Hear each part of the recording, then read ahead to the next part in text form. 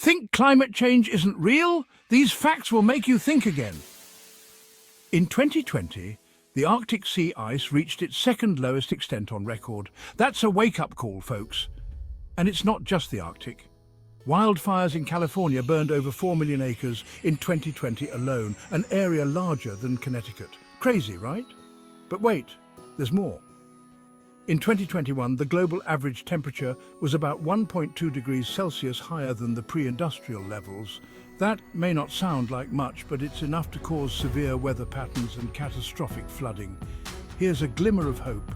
Conservation efforts are making a difference.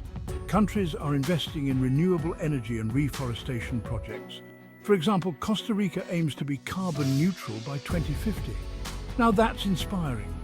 Climate change isn't just a future problem, it's happening now. So what will you do to make a difference?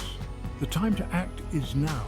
Stay informed, stay inspired, and let's save our planet together.